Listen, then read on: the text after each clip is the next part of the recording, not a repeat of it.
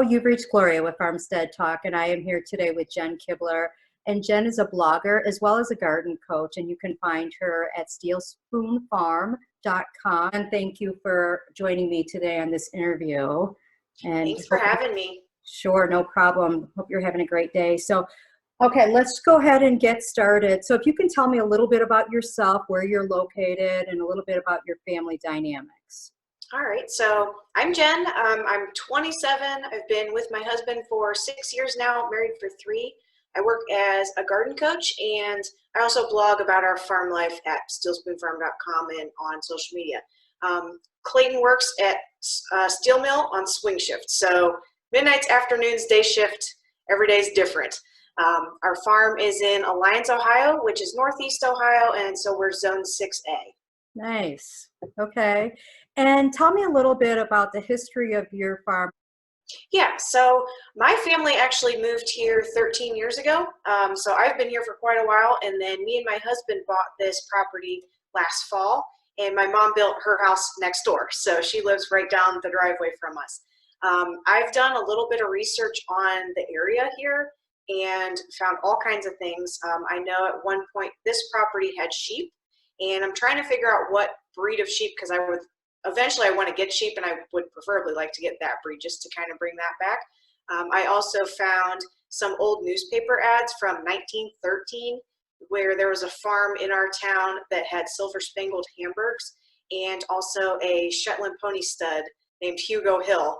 So I really want a little black and white pony to name Hugo, just to kind of bring that back. So we have an old trolley path that runs through the property, and there's a railroad that runs right by too. So we have our own little town kind of outside of the main town of Alliance. Ours is Maximo, but it was quite a popular little spot. There was a feed store here and all kinds of stuff. Our farm was actually owned by the original founder of the property. So our barn's 100 years old. That was Wow. here when the town was founded. Yeah, so that's really neat to have. It sounds so quaint. It really does. The original Little House on the Prairie. It sounds really very sweet. Share what type of animals that you have currently on the farm. So we have our 2 dogs, 3 cats, 4 horses, 26 laying hens and 1 rooster, 3 laying female ducks and 1 drake, and 10 guineas. And like I said, someday maybe sheep. But right now the horses are our main grazing priority. So until they pass on, and they're lifers, they're here forever. So until they go, then we're probably not going to add any other grazing animals. Maybe start raising meat chickens next year. Clayton kind of wants to do her own turkey next year. And I would love to add quail. I think the quail eggs are so cool. You have quite the diverse population there. So tell me a little bit about the horses that you have and your experience with horses. So we have 2 stock quarter horses. We know they're quarter horses just by how they're built and how they act. They're just not registered. And then we have 2 ex-race horses. One just didn't want to do it, and the other one didn't want to do it in the way of he was just too slow. He went out on the track every day to train and just went for a nice little cruise around. He just, no competitive edge to him at all. I grew up mainly trail riding and showing at just the local level, English and Western pleasure. But then after that, I also branched out and did a lot of dressage, hunter jumping, and I even took my big slow thoroughbred and worked buffalo with a working cow horse trainer. It was hilarious, but we had so much fun. Can you touch base real quick on what the dressage is again? Sure. So it's an Olympic level sport. So if you ever watch the Olympics and you see the arena that has the little white fence that goes around, that's dressage. So the Western equivalent would be reining. And to get it as basic as possible, it's just being judged on your gaits and how the horse goes and how you ride and how straight your lines are and how round your circles are. Of course, it's way more than that, but that is the absolute basis of it. And no matter what I did with horses, that was always my basis for training, just a really solid foundation. I know how important foot care is with horses, and you had told me before that you used to be a farrier. If you can explain a little bit about what that looked like in your life and a little bit about what farriers do in foot care. Sure. So horses need their hooves trimmed every 4 to 8 weeks. Um, Most people in the industry usually put steel shoes on. I moved into actually barefoot trimming. So this all started about 6 years ago. I was looking at more natural ways to keep my horses. And at the point, they all had shoes on. And I had a farrier come out and do that work for me. So that research led me to barefoot trimming and learning more about how their foot works and their anatomy. And so I started learning how to trim myself. And then I started trimming a couple friends' horses. And then that turned into referrals. And 5 years later, I had about 100 horses that I was trimming on a 4 to 6 week cycle. So the trimming was only a small part of that. A lot of it was teaching their owners how to create a more natural lifestyle for them so that not only their feet could be healthy, but the horses in general could be more healthy overall. So getting them out of stalls, getting them on a forage-based diet, and then of course healing their hooves too through the trimming. Nice. Very nice. I know that we had a conversation before this interview about horses, and many people have an interest in acquiring horses for different reasons. And if you made a statement to me that there's two different types of horse people, people that are horse people and people that have horses. Can you elaborate a little bit on that? Right. So horse people that is their life. Homesteading itself is a lifestyle. Horse people, that is their life. So horse shows, they go to the barn and hang out with their barn friends. Their house is all decorated with horse stuff. And typically too, it's a little bit more of a closed-minded knowledge base because it's a lot of, we've always done it this way. So a lot of those horses are in stalls and it looks fancy, this big fancy barn. But typically it's not always the best for the horses. Horse people, or people who have horses, on the other hand, horses are just one little aspect of their life. So from a homesteading standpoint too, they probably have many other animals, and they can very easily look at the horses and see how to more naturally keep them for what that species needs, versus this is how everybody else keeps horses, so I'm going to put them in stalls too. I have found it's a lot easier to teach people about horses who know nothing about horses than to try and unlearn and reteach people who've always had horses. Because I was on that side of the spectrum too. Our horses were in stalls, they had steel shoes. They only got out for, whenever they were turned out for the day and whenever we were riding them. And so it's been hard for me to relearn or to unlearn and then relearn a new way of doing things. And my horses are so much happier for it. So it was worth the learning curve for sure. But I've definitely seen the disconnect between the two groups of people. Wow, that's an interesting perspective. Tell me about the daily care, the ins and outs, and like kind of what does it look like to own a horse or a mule or a donkey, any of the equine breed? Right. Same, really, the basic care as any other animals. They are mainly a grazing animal, so preferably they're eating a forage-based diet, and that can be through hay or out on pasture. And then having fresh water available at all times, salt and minerals, and then cleaning up after. So, of course, horses are a bit larger on the animal scale for homesteads, so there's going to be a lot more waste to clean up.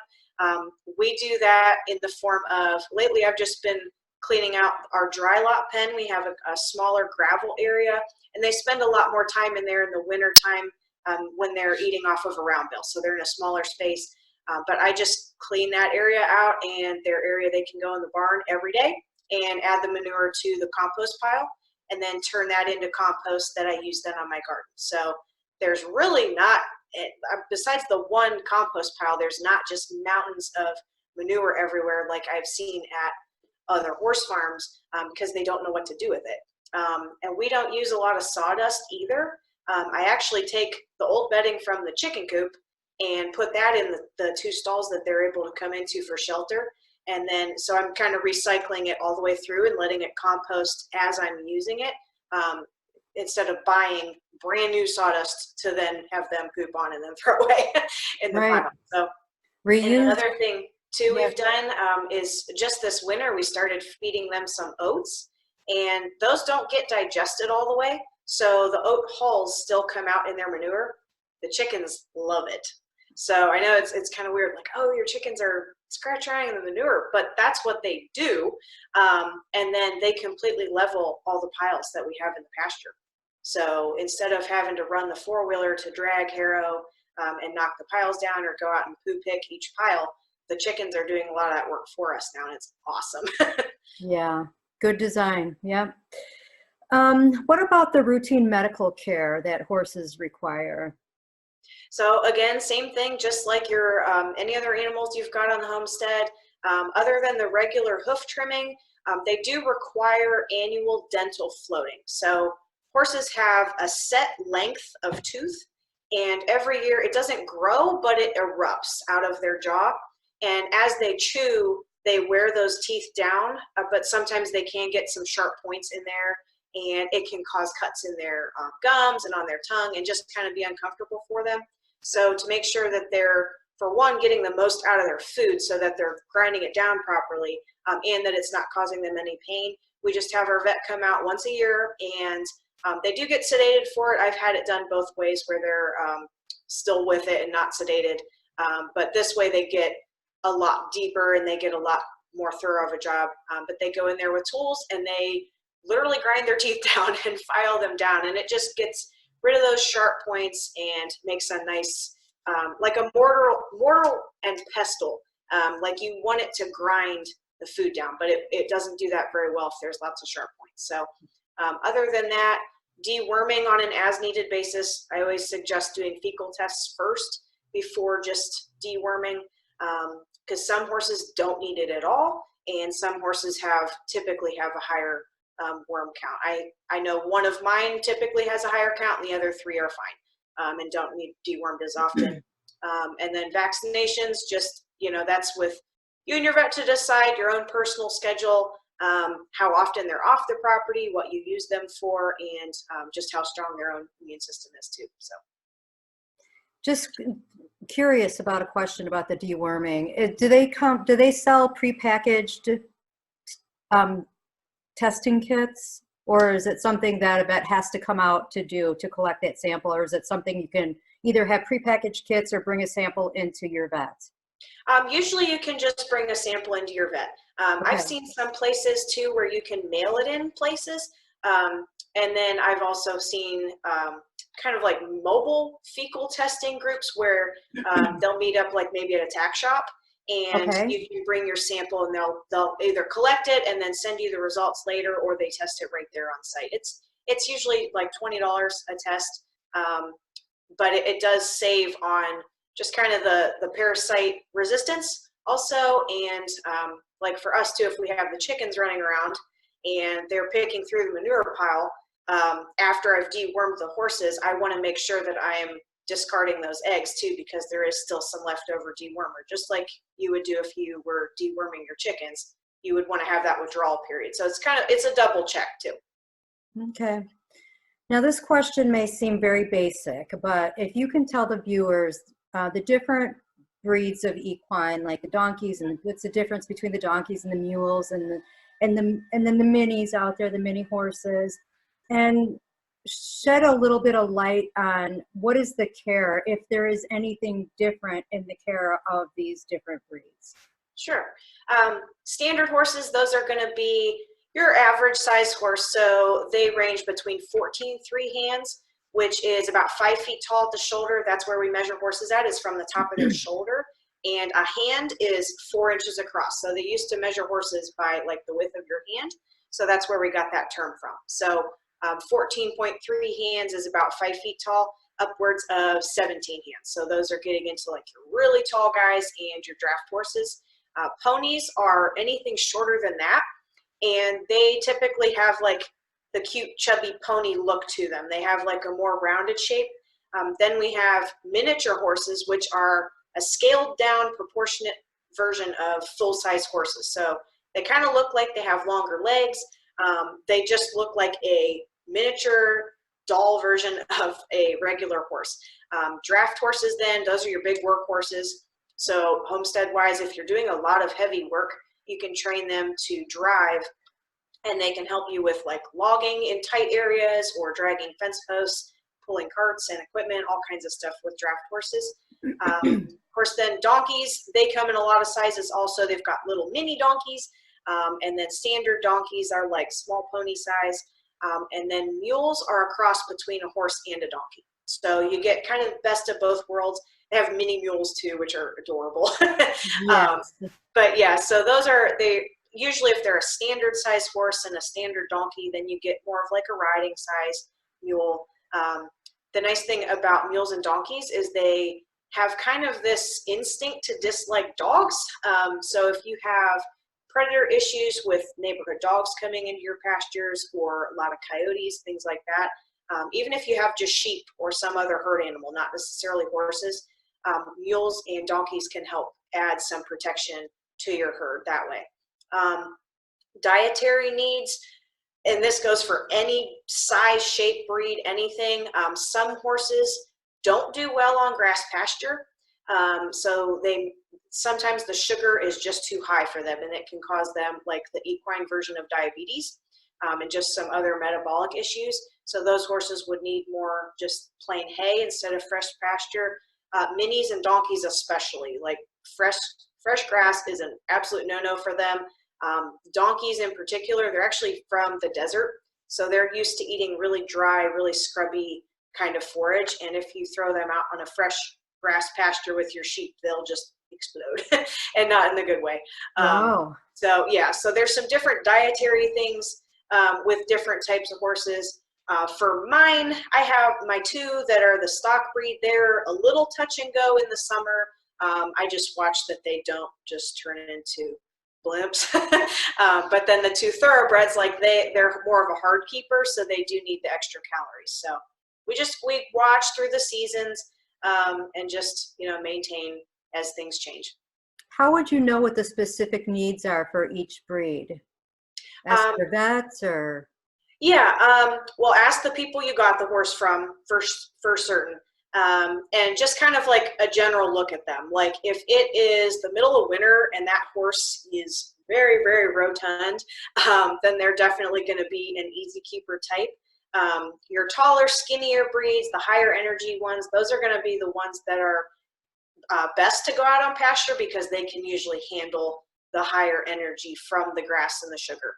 And there's different types of year that you have to watch too. Like typically in the spring, when that fresh grass is coming up out of being dormant all winter and it's producing a lot of sugar to grow really fast, you just need to watch them more then. And also then in the fall, when it gets cool again, the grass kind of sends its last haul to grow before it goes dormant for the winter. So usually in the summer, even if you have one that doesn't need so much sugar, you can usually get away with some more pasture time in the summer just because the grass is steady. The sugar levels are more steady. Thank you for sharing that. That's so informational. I wasn't Sure. even aware of that. What kind of advice would you give to individuals that have never had horses before, or older individuals that are considering getting a horse? There'll be different requirements for older people that are wanting to get horses. Yeah. Because of the longevity of a horse. But overall, just touch base on, you know, what kind of educational requirements are needed, or what do you advise for new owners? Right. I would definitely suggest if you've never been around horses at all, find a barn and start taking lessons first. Even just working with them on the ground, because being around them and being in charge of the lead rope and being, you know, working around them is totally different from driving by and seeing them in your neighbor's pasture and thinking, oh, someday I want horses. So definitely find a really good trainer in your local area to work with. And even just those first couple lessons, just say, you know, I've never done this. I've never been around these guys at all. And I just want some lessons on grooming and safe handling and just being around them, and then work into riding lessons. A lot of places offer leases also. So, you know, that usually includes a little bit more responsibility on your part of you're more in charge of taking care of that horse and riding that one, but you don't own them yet. So that's a good way to try out different horses and different breeds and different riding styles before you commit to owning your own horse on your own property. And that's another thing too, you don't have to necessarily bring them right home to your farm. You can certainly board them, and that way you can learn more from your barn mates and the trainers there, just so that you, and then there's somebody else's eyes on them too. So they can help you see if there's any health issues going on, or they can help you with training things. So that's kind of like another baby step into bringing them home. Another thing, you're going to want to look, just as a beginner anyway, regardless of age, horses in their teens. I wouldn't say anybody under 10, because you want them to have seen a little bit of life and have some more sensibility to them than some green brand new baby. I know everybody says, oh, we'll learn together. Yeah, well, I've done that. I did get a brand new off the track thoroughbred when I was young myself, and somehow we survived. But it's not the best way to do things. You definitely want a horse that's kind of been around the block a few times and can teach you. Horses can live up to 30 years and plus, ponies even longer than that. So you've got tons of time still with them, even in their teens. Another thing I suggest too is, I know everybody loves to rescue, but please don't get a rescue horse for your first horse. You have no idea where they've been, what they've done, or what issues they come with. So unless you're working with a really good trainer and they're going to have a lot of hands on them, that would not be my first route either, because you can get into a lot of trouble really fast, and then unfortunately that horse might end up at a rescue again because it's either hurt you or it's just not been a good fit. So start taking lessons, find a trainer to work with first and get confident, and then take them with you horse shopping, or tell them, to shop for you so they can find you what you need. And it's better to get somebody, a horse with maybe even more skills than you have, because then they can teach you a little bit more. And of course, just always learning yourself. So even if you've brought the horses home, you've taken lessons for years and you're confident with it, keep taking lessons, keep learning more so that you can keep evolving. Wow. Oh, and yeah, one other thing that I'm just looking at my notes. If you are getting into owning horses too, and you're advanced in age, write them in your will. I know this sounds just, nobody wants to talk about that, but I've seen a lot of horses, their owners have passed away and their next of kin has no idea what to do with the horses, or never was involved with the horses. It was mom or dad's thing. And these horses end up unknowingly at an auction because they don't know anything about horses and don't know that that's not necessarily the best place to take them. So find somebody that you can will them to. There's even horse retirement farms. I know there's a couple like out in California and things that you can write them as the caretaker in your will and send them your horse if anything happens to you, and they will take care of it for the rest of their days. So there's all kinds of different things you can do with them, but have a plan for them. Wow, Jen, that was very useful information. Thank you for that piece of information, because as myself, I'm not a horse owner. I wouldn't even have thought of that. I do think about the animals that I do have. So, but what a valuable tip for older individuals that may own horses. Or any individuals. Yeah, anything can happen. Right, exactly. Anything can happen to anybody, and we have to be responsible for our animals and their well-beings. So thank you for that. Let's go ahead and touch a little bit about your blogging and about your garden coaching.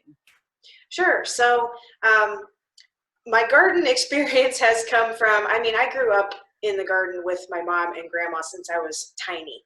I asked my mom the other day if she ever had issues getting me or my sister to eat vegetables, and she's like, what? Because you hear so many people now, they can't get their kids to eat veggies or all this stuff, and for that, just include them in it. So I've always gardened. I've had my own gardens now for about 5 years. We had raised bed gardens at our last house. It was just a half-acre lot, kind of in town. It was kind of in the country, but still in a neighborhood. And we built these beautiful raised beds. We actually knocked down an old above-ground pool. We didn't ever use it, so we knocked that down and built these beautiful raised beds instead.